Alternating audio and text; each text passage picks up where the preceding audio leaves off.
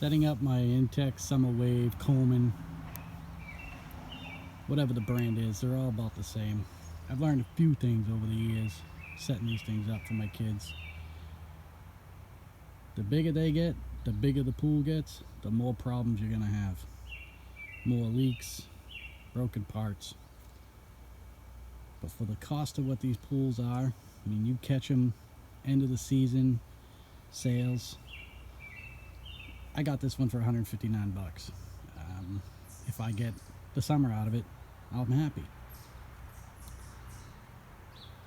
I had to dig out my lawn to make it even because it's about a 3 to 5 inch drop from left side being the high side down to the right. And then I backfilled it in with some pool sand, which can be a royal pain in the butt trying to keep it flat and level. But I've learned a few things. You're just setting up big pieces of cardboard, put them near your legs. You can also stand on them. It keeps you from getting toe and heel marks all over your nice flat base. First time using one of these under liners. I've used the tarp-like liners that came with the pools before, but I find they don't really do much. Rocks do go through them. Weeds will grow through them. So I'm going to give this a try. It's supposed to be impervious. I forget the brand name. I'll post it in the link. It's not one of the higher quality ones, I don't think, but it's what was in stock. I find it easier to get all the upper mounts together, the upper support, and then put your legs in, especially when you're by yourself, like I am 99% of the time. And then just go around and start putting the legs in. Another little tip, a trick I had to do, especially with the new pool, brand new out of the box like this one is where you put your supports through, they can stick really well, and they can be really irritating to get the supports through. So get yourself a length of PVC, a nice rounded top, a little couple drops in a spray bottle of warm water of dish soap, a couple drops of dish soap. Spray the tip of this down, and you can get right in there, break the surface tension, and then it goes together nice and easy. So you would just slide it in and separate the vinyl pieces. Some can be stuck well. Other than that, the more level you get the pool, it just looks better, works better, less problems. I cheated one year and I went for a pretty heavy slope. That was my first bigger pool, my first 12-foot pool. I didn't level it. I had some problems, and eventually the liner tore out because of the uneven weight. It's the only way I can describe it. It split right on the seam on the low side where more of the water was. So I think the uneven pressure is not good, and they can collapse. Neighbor's pool was on a good slope. I think he had a probably 3 or 4 inch slope, and 5 or 6 kids in the pool, and it went over. Luckily nobody was hurt. You never know what's going to happen when 50,000 pounds of water starts sloshing around.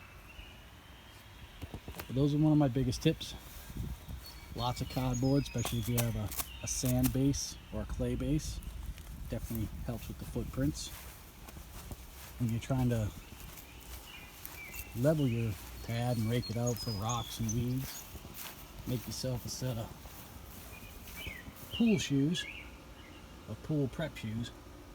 Again, I just use the cardboard from the box, or one of the many boxes that are coming into the house now with all the shipping to the house.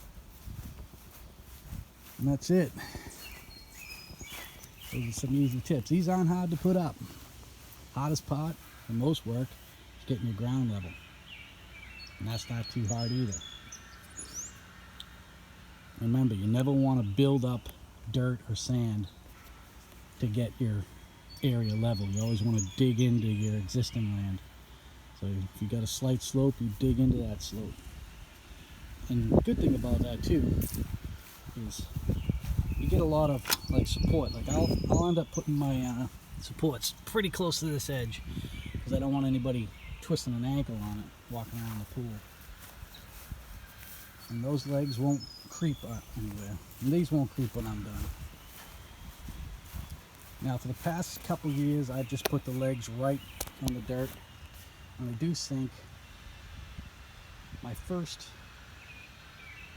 3 pools like this, I was using plywood to support the legs. I think I'm going to go back to that. I use 3/4 inch thick plywood. You'll get 2-3 seasons out of it before it delaminates. And it does add a little support. And I don't make them much bigger. I probably make them 4x6, 4 inches wide, 6 inches long. And I put them the long way. And I put them down a little flush with the sand. I got to cut new plywood because the ones I have are 4 years old now and starting to rot. But other than that, those are the tips I have.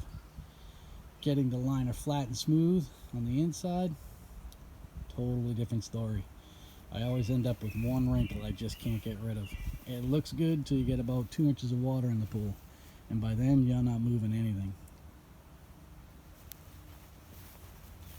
And now's the time to really look for any holes, rips, tears, because you don't want it all set up, water in it, and then go, oh no. I look at the seams.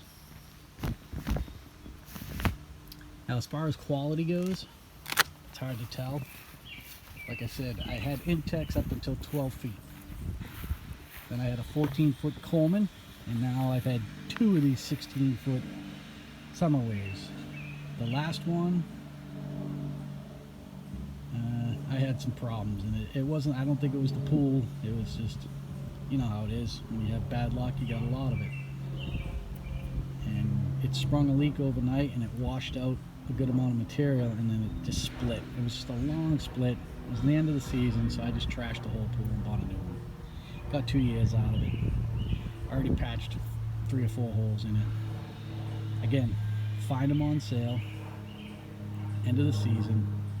You can find them cheap. My buddy scored one of them big rectangle Intex pools at one of the local job lots or whatever. Just sitting in the corner, going into end of August into September. He asked him how much they wanted for it. And I guess the store owner said, give me $100 and get it out of here. So he's got a big, I don't know, 10 by 12 by 18 rectangular pool for $100. I'm not sure how he's doing with it. He kept it up over season. I haven't heard anything from him, so I usually don't hear from him unless something bad happens. But for $100, how can you go wrong? Anyway, I'm gonna get back to setting it up. I'll leave some links to what I used for this pool setup.